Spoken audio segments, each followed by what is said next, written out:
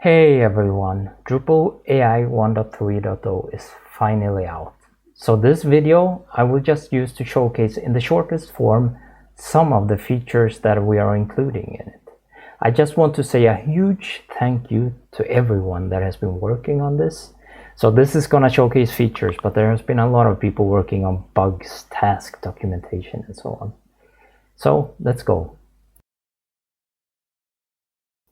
Guardrails are security functions to make sure that the AI stays aligned and ethical. It can either stop you from sending out a request, or it can stop a response or reform a response. In this case, we have a secret product information guardrail. It keeps track of all the magical models my company has, like the MDX 250.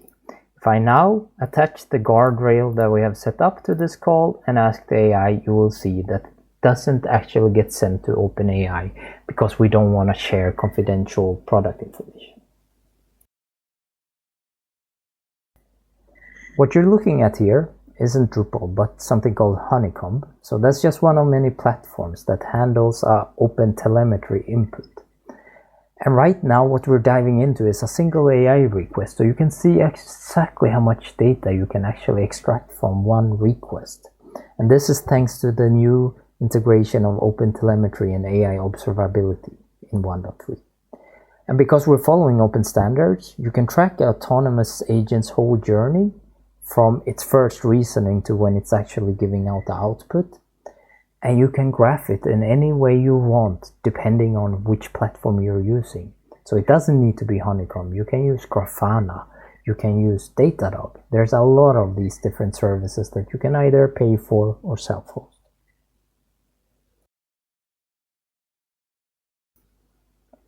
So you might know the Chatbot. What we have added is that you can actually flip out the toolbar Chatbot and flip it in now.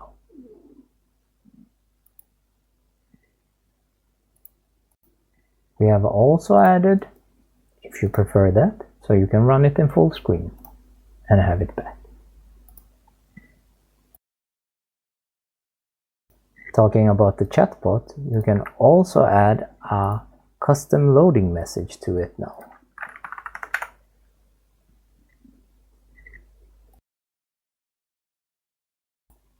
LLMs works best with Markdown, not with HTML, not with plain text. And because of this, we have added a Markdown editor for when you're adding system prompts, for when you're adding context in Context Control Center.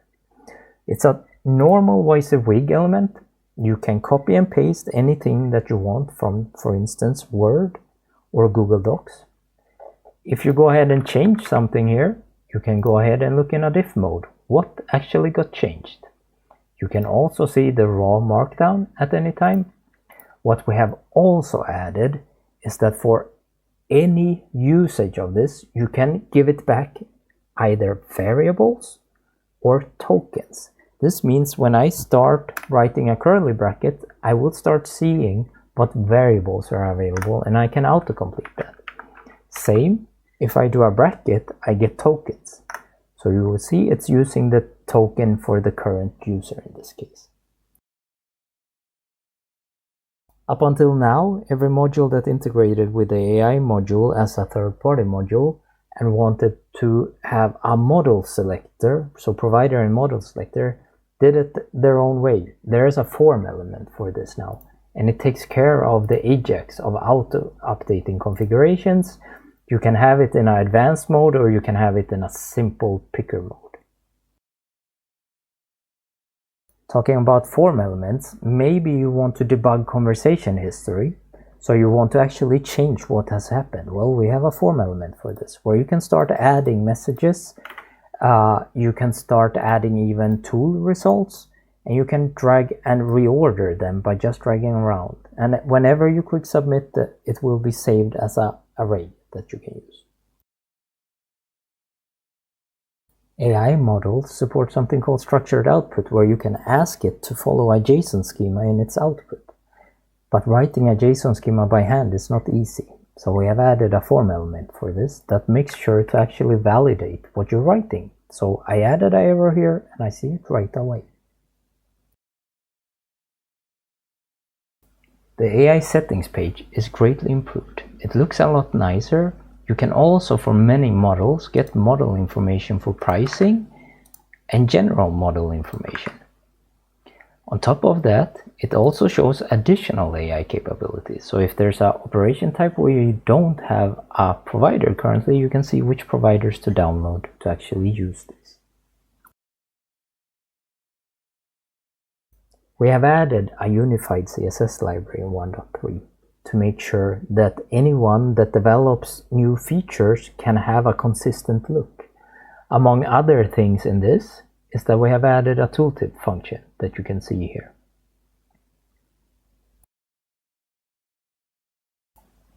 I'm showcasing metadata here. So for every release that we have done, we have given more and more normalized metadata for the AI core to give to its contrib modules.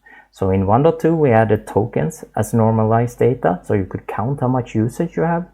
In 1.3 we're adding rate limit thresholds. And why is this important?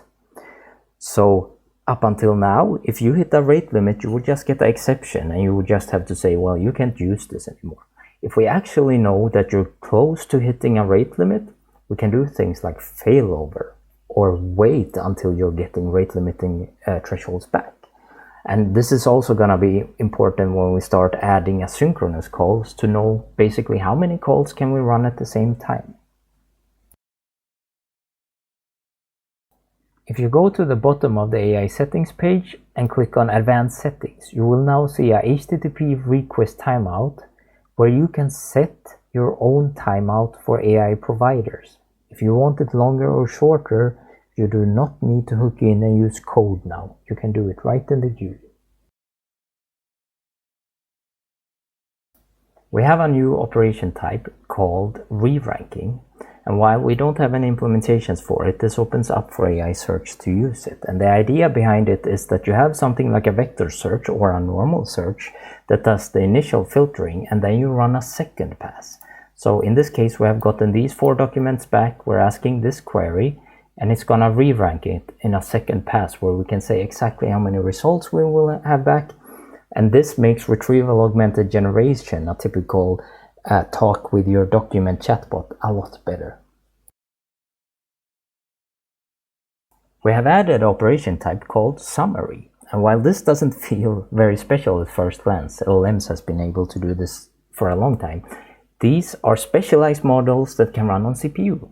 This means that you can have such a model running on your web server, or even in this case, have it running inside my browser. So the browser provider runs models inside the Google Chrome provider. And in this case, we have added a field widget action and an automator so you can get it with a click of a button.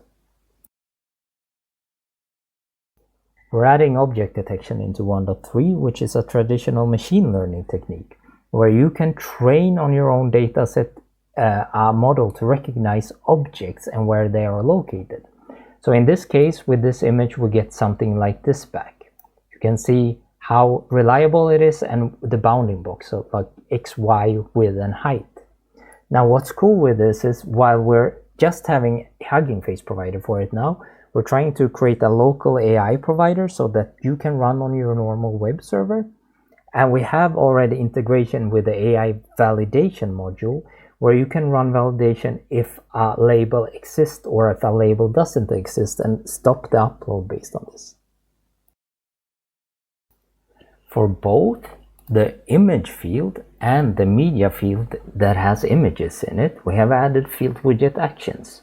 So this means that you can use some context. In this case, we're just using the title to generate images, and they get added as either a file entity on the image field or as a media entity on the media field.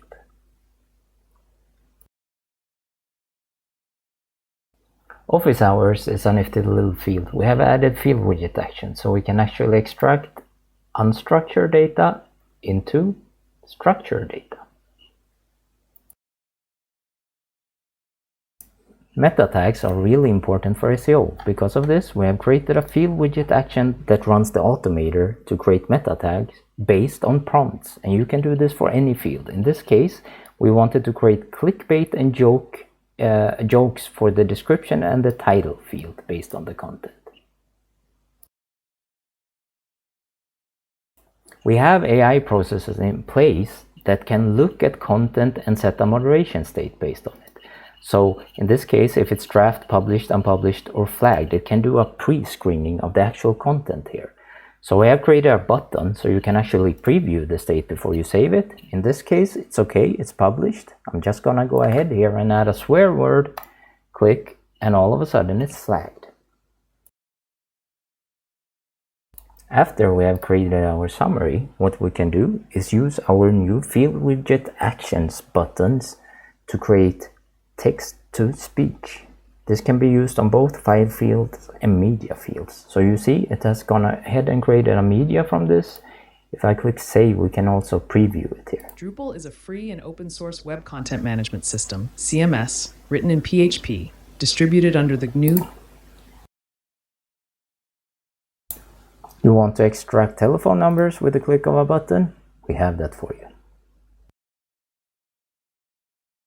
We also have field widget actions for short fields. In this case, we have a lot of unstructured data about weight and RAM of mobile phones. We just click plot the data. It's gonna look at this and plot the data in a short field. So if we save this, we're gonna see an actual short field.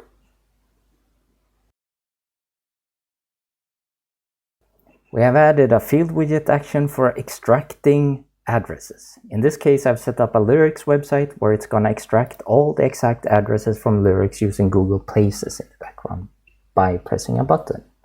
So you can see this is Mark Cohn walking in Memphis. He's talking about Beale Street, Union Avenue in Memphis, and it just goes ahead and chooses the correct address for us.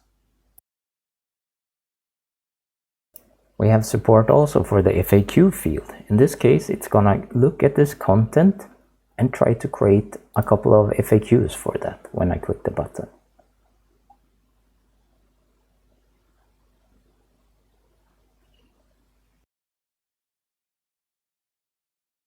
The JSON field can be quite nifty if you have an API, for instance. We have added a field widget action for it, so with the click of a button you can extract something unstructured into something structured in JSON.